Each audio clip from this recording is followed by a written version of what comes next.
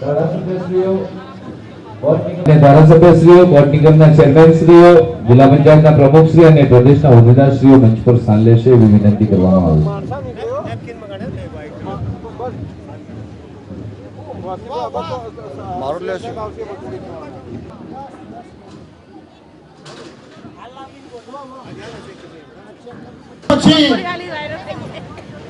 આપણા